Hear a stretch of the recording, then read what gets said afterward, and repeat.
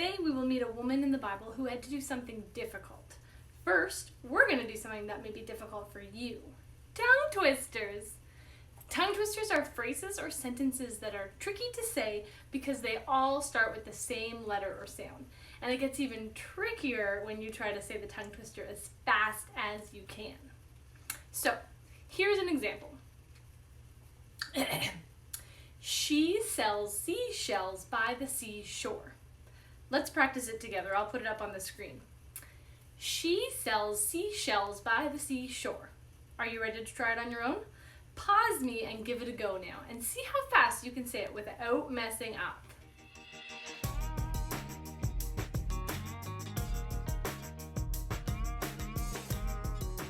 Here's another one to try. If a dog chews shoes, whose shoes does he choose? Pause me and give that one a try and see how fast you can do it.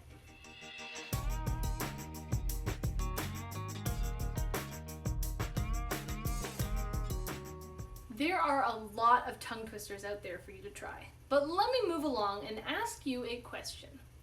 What kind of qualities would someone need to have to be considered a hero? Take some time and discuss with your families and see what you can come up with.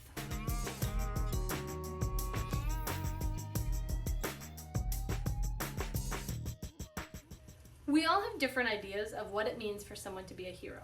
But one thing is for sure, a hero is someone who takes risks so that someone else can be safe and have what they need. Today, we're going to hear one of my favorite Bible stories, and we're going to meet a woman who was a hero. She was asked to do something difficult and very dangerous to help her people. This week's big idea is God can help me overcome difficulty. Let's check in with Carl and Cassie and see what they can discover about today's big idea. Hey there, you little chicken nuggets. It's me, Carl. And I'm Cassie. And welcome to Grow TV. Welcome to Grow TV. Introducing your host, Carl. And your co-host, Cassie. Where we learn, where we grow, and we talk about Jesus. Once again, welcome to Grow TV. Well, howdy, partners. We're excited y'all are here. We sure are, Carl. And today we want to start off by playing a game. That's right. If there's anything in this world that I love, it's games. And God. And Jesus. And the Holy Spirit. And horses. Frogs. Slime. Flamingos. Flamingos on frogs. Flamingos on horses. The feeling you get on a roller coaster when you do a loop-de-loop. Sunglasses with cool flames on the side of them. That's probably enough, right? What? Oh, yeah. That's enough. Okay, so the game we're playing today is... Chocolate cake. What? Nothing. Okay, anyway, today the game we're going to be playing is Catch. Yes! Catch! And today, I brought some of my older brother's favorite toys. Wow, I thought he never let you borrow his toys. Oh, he doesn't. But I gave him a cookie in exchange for the toys. But his one condition was I could not lose the toys. That's awesome. Yep. So you ready? Ready? All right, well, we're going to start off with this block and add more as we go. Let's go.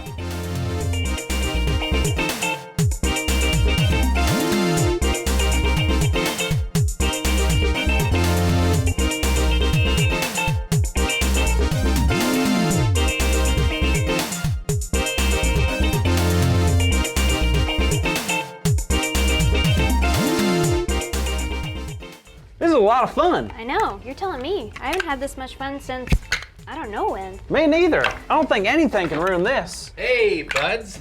How's it going? You guys doing okay? Hey, Andy. How's it going? Oh, not bad. What are y'all doing? Playing some games, having fun, not doing anything at all. Oh, it doesn't look like nothing. What are those? These? Yeah. These? Oh, these are just turtles. I'm a turtle collector.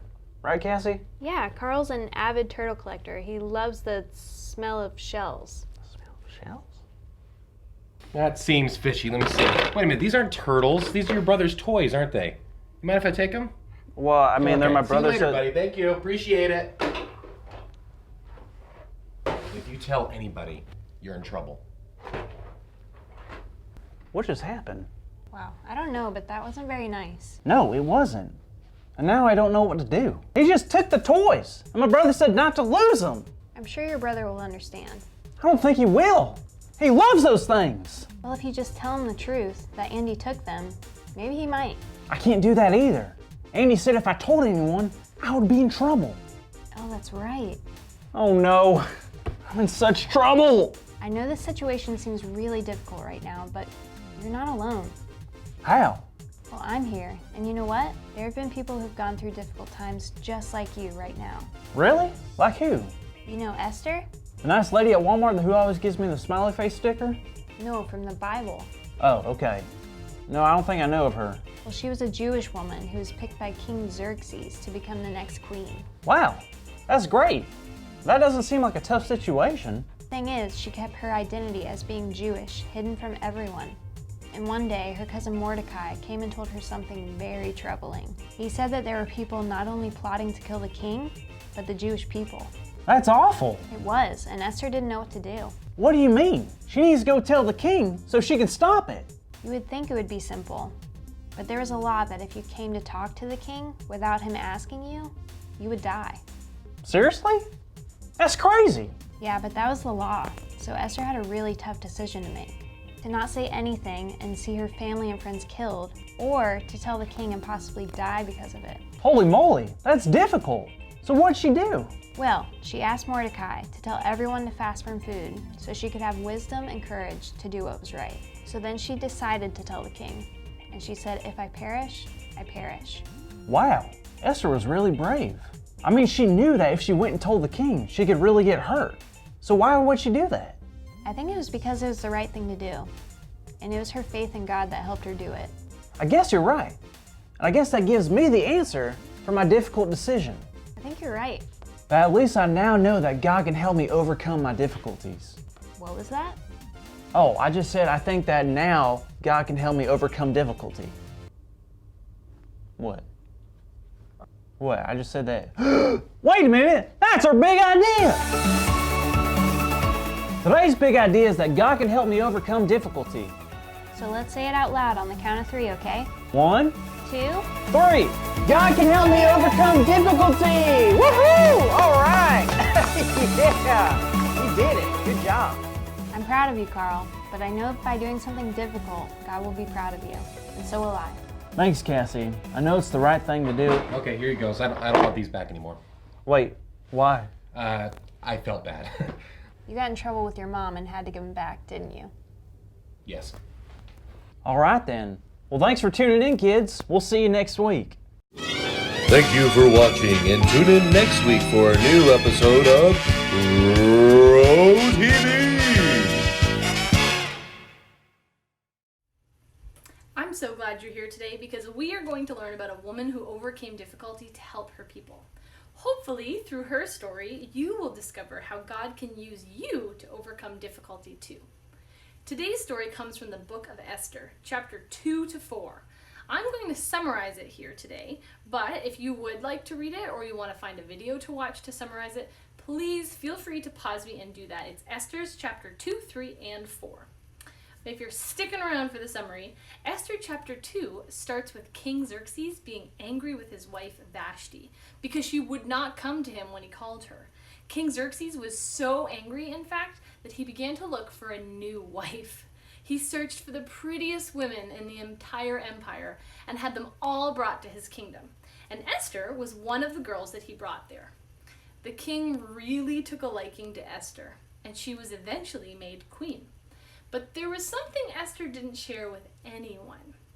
Esther had not told anyone of her nationality and family background. Esther was a Jew. And soon Esther would be faced with a very difficult decision. Her cousin Mordecai sent word to her about a very sad situation, one that caused him to be so upset that he wept in the city streets. And what caused Mordecai to be so sad? There was a decree that went out to all of the kingdom, signed by the king himself, with the plan to destroy all the Jews throughout the entire empire. Mordecai asked Esther to go to the king and beg for mercy and plead for their people. Mordecai said in chapter 4, verse 13, "Don't think that just because you're in this palace, you'll escape any more than all of the other Jews." He said to her, "If you keep silent at this time, the Jews may still be saved from somewhere else, but you and everyone you know will be killed." And my favorite verse from the book of Esther comes next. In Esther chapter 4, verse 14, Mordecai says, "Who knows whether you have not come to the kingdom for such a time as this?" And maybe this was what God had made Esther for. So Esther sent a message for all of the Jews to fast and not eat or drink for 3 days and nights. And then she would go to the king, even though it was against the law. And she said, "If I die, I die." Esther was faced with a very difficult decision, and it was against the law for her to go to the king without being called for. She could die for doing so, but not going to the king would mean many, many more would die. Today's Bible story leaves us with a cliffhanger, but don't worry, we're going to find out how the story ends next week. But place yourself in Esther's shoes. How would you have felt if you were Esther? What would you have been thinking? Could you imagine thinking that everyone you know and love could be killed if you did nothing? But going to the king could mean that you die and your people. That's a really hard decision to make.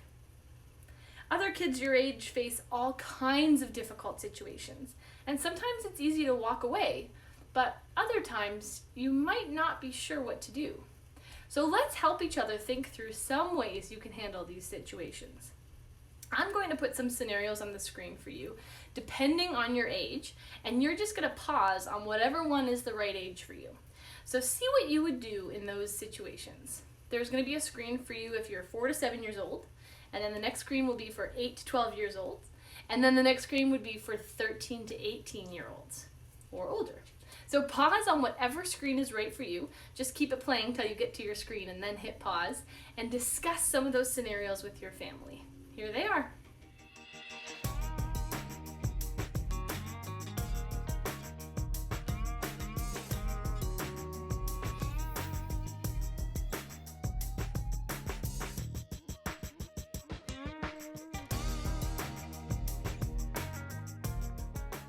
In today's Bible story, we read how Esther faced a very difficult situation.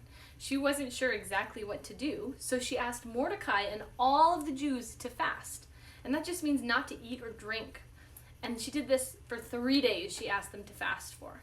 People fast so they can pray and hear more from God, or hear closely from God. When we face difficulty, we can also ask those around us to join us in praying. So let's do that right now. With your family, share some prayer needs and pray together for one another.